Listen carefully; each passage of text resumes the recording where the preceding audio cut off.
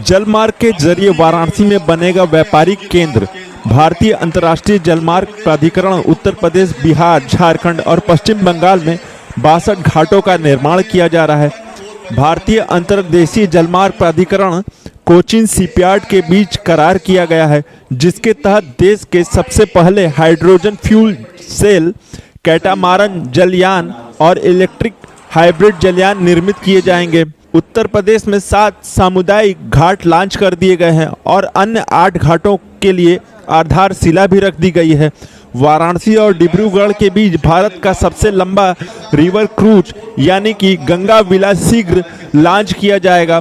PM गति शक्ति multi modal waterways system 2022 के तहत भारत सरकार के अंतर्राष्ट्रीय जलमार्गों को किफ़ायती झंझट मुक्त परिवहन साधन बनाने के लिए प्रतिबद्ध है और इसमें आध्यात्मिक नगरी वाराणसी का अत्यधिक महत्व है। भारत सरकार में बंदरगाह, नौवहन व जल मार्ग मंत्री श्री सर्बानंद सोनोवाल ने 7 सामुदायिक घाटों का उद्घाटन किया।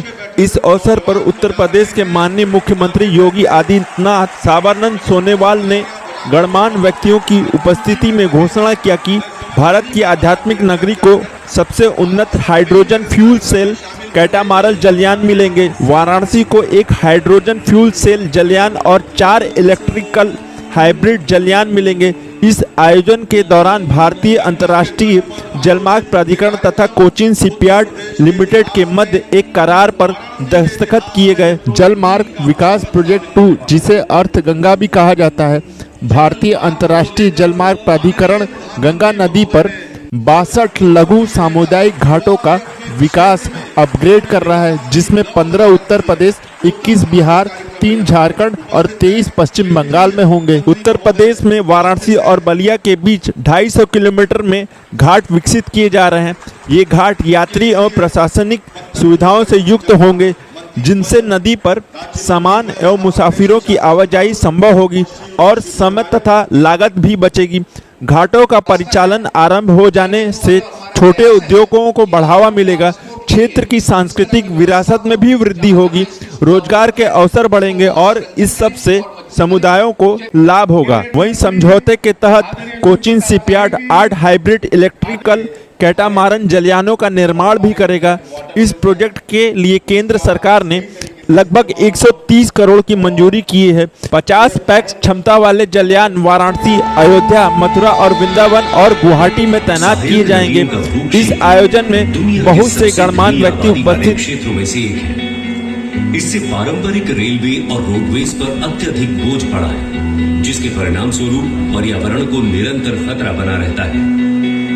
इस समस्या के दूरगामी समाधान के लिए माननीय प्रधानमंत्री श्री नरेंद्र मोदी के नेतृत्व में सरकार ने माल ढुलाई और यात्रियों की आवाजाही के लिए देश के विशाल नदी नेटवर्क का उपयोग करने वाले जलमार्गों की भूमिका को सुनिश्चित किया है, जो देश के सुदूर इलाकों को कार्गो और यात्री आवाजाही के लिए सुगम बनाने के लिए सौंपा। जलमार्ग पर्यावरण के अनुकूल है, जहां ये एक तरफ कार्बन फुटप्रिंट को कम करते हैं, वहीं दूसरी तरफ ये किफायती भी है और इसमें बड़े और अधिक वजन वाले कार्गो को सुचारू रूप से ले जाने की क्षमता है तथा इसमें भूमि अधिग्रहण की समस्या भी नहीं रहती। भारतीय अंतर्देशीय जलमार्ग की गलियारों हल्दिया, कोलकाता, भागलपुर, मुंगेर, पटना, गाजीपुर, वाराणसी को भी आपस में जोड़ता है। जलमार्ग विकास परियोजना का उद्देश्य बल्क और हेवी औद्योगिक कार्गो का परिवहन करना है तथा गंगा नदी के तट पर बसे गांवों एवं कस्बों को नदी में यातायात के एक माध्यम से जोड़ना है। माननीय प्रधानमंत्री ने छोटे व्यवसायों, किसानों, स्थानीय व्यापारिक समुदायों की क्षमता को समझते हुए उनकी समस्याओं को दूर करने के लिए जलमार्ग विकास परियोजना के दायरे को विस्तारित पर 60 से अधिक सामुदायिक जेटियों का निर्माण किया जा रहा है, जिससे गंगा नदी के तट पर बसे लगभग 60 करोड़ एप्लीकेशन की शुरुआत होती है। बक्सों को GI फ्रेम में सजाया जाता है, जिसे टी शेप गैंगवे कहा जाता है, जिस पर एल्यूमिनियम की चादर से डेकिंग की जाती है। इस तरह एक टी आकार का मजबूत प्लेटफॉर्म बन जाता है और उसके ऊपर टेंसाइल कैनोपी यानी कि छत बनाई जाती है, जो यात्रियों को धूप और बारिश से बचाएगी। सामुदायिक जेटी के बन जाने के बाद उसे स्पीड बोट से खींच कर ले जाया जाता है और तय जगह पर बांध दिया जाता है। इस जेटी को कभी भी कहीं भी ले जाया जा सकता है और तुरंत उपयोग में लाया जा सकता है। इन सारी सामुदायिक जेटियों को निर्माण के पश्चात स्थानीय निकायों और ग्राम पंचायतों को हस्तांतरित कर दिया जाएगा, जो आने वाले समय में इनका परिचालन और रखरखाव करेगी। हर साल बाढ़ के कारण गंगा नदी के बहाव में बदलाव आता रहता है और ऐसी स्थिति में इस तरह के सामुदायिक जेटी लोगों की आवाजाही को सुचारू रूप से बनाए रखने में महत्वपूर्ण भूमिका निभाएंगी।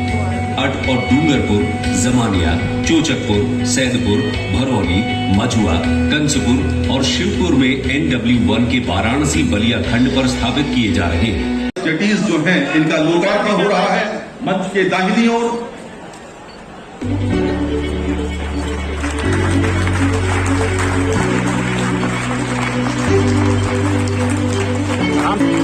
और अब मैं अनुरोध करूंगा आप सभी गणमान्य अतिथियों से कृपया मंच के बाईं ओर आ जाएं, क्योंकि ये माननीय केंद्रीय मंत्री महोदय और अन्य गणमान्य अतिथियों के सहयोग से और उनकी उपस्थिति में, गणमान्य अतिथियों की उपस्थिति में ये प्रारंभ हो रहा है। आज सामुदायिक जेटीज का शिलान्यास गंगा के कॉरिडोर में रहने वाले यूपी, बिहार, झारखंड और पश्चिम बंगाल के 7.5 करोड़ से अधिक प्रदेश का विकास द्रुत गति से आगे बढ़ने को है जलमार्ग के माध्यम से। बहुत बहुत धन्यवाद मित्रों। परिवहन पतवार पर आधारित लघु फिल्म देखने का तो ग्रीन हाइड्रोजन के नामकरण हो रहे हैं मित्रों। दूसरा है electric battery powered hybrid catamaran से संबंधित। ये वाराणसी, मथुरा और अयोध्या के लिए होंगे। ये दूसरा, प्रधानमंत्री जी ने जो स्वप्न देखा था उसे माननीय मुख्यमंत्री महोदय के निर्देशन में उत्तर प्रदेश ने साकार करके दिखाया है और आज उत्तर प्रदेश अन्य राज्यों के लिए एक नजीर बनकर उभर रहा। भारत की सफल विदेश नीति का भी परिचायक है ये क्रूज, जिसे गंगा विलास कहते हैं। आपके नगर में आज इसका लोकार्पण हो रहा है मित्रों, और तालियां बेहद कमजोर है आपकी। उत्साह आपका देखना है। माननीय मुख्यमंत्री महोदय भी हैं और माननीय केंद्रीय मंत्री महोदय भी हैं। CMD मधु नायर जी, आज भी देता हूं क्योंकि आप लोगों ने आज इस सभा में उपस्थित होकर हमें हौसला दी। ये बड़े विश्वास से कह रहा हूं, हमारे नमः पार्वती पतिये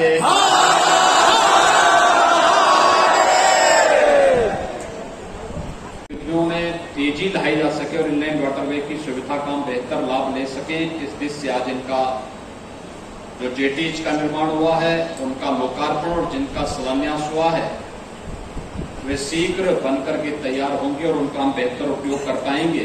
इस दृष्टि से आत्मनिर्भर भारत की परिकल्पना को साकार करने और इन कार्यक्रमों के माध्यम से परिवहन की, जल परिवहन की गतिविधि को तेज करने का जो एक कार्यक्रम है, इसमें मुझे शामिल होकर के अत्यंत प्रसन्नता की अनुभूति हो रही है। मैं काशी वासियों को, उत्तर प्रदेश वासियों को इस उपहार के लिए आदरणीय प्रधानमंत्री जी के प्रति आभार व्यक्त करते हुए केंद्रीय मंत्री माननीय श्री सर्बानंद सोनोवाल जी को और उनके सहयोगी मंत्री माननीय श्री श्रीपद नायक जी को, श्री शांतनु ठाकुर जी को हृदय से धन्यवाद देते हुए उनका काशी में हृदय से अभिनंदन करता हूं। भाइयों बहनों, जल परिवहन प्रारंभ होने से ट्रेन में और सड़कों के लोड को भी कम करने में मदद मिलेगी। स्वाभाविक रूप से जल परिवहन का जो माध्यम बना है, इससे सड़कों के डीजल को या सड़कों के प्रदूषण को कम करने में भी इससे मदद मिलेगी। स्वाभाविक रूप से कार्य एक है, लेकिन उसके लाभ अनेक हैं और ये अनेक लाभ का केंद्र बिंदु काशी बनने जा रहा है। अपनी शुभकामनाएं देता हूं। उत्तर प्रदेश जैसा राज्य उद्घाटन भी किया और इसका परिणाम क्या रहा कि अकेले यहां से हम लोगों ने जो वन डिस्ट्रिक्ट वन प्रोडक्ट के माध्यम से वाराणसी जनपद से ओडीओपी के जो सामान यानी वन डिस्ट्रिक्ट वन प्रोडक्ट के सामान यहां से एक्सपोर्ट हुए, यहां से जो बाहर भेजे गए, जिनका निर्यात हुआ, ये जिसमें उत्तर प्रदेश से बने हुए भदोही की कालीन हो पहले की तुलना में कई गुना बढ़ी है। अकेले सावन के महीने में काशी में 1 करोड़ श्रद्धालु आए थे।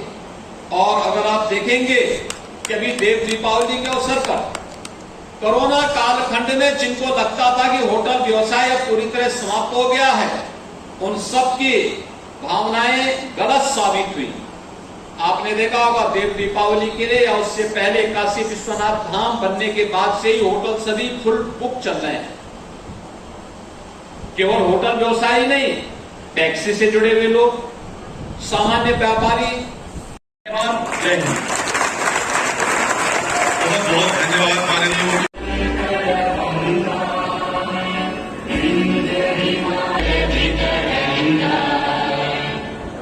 शुभ नामे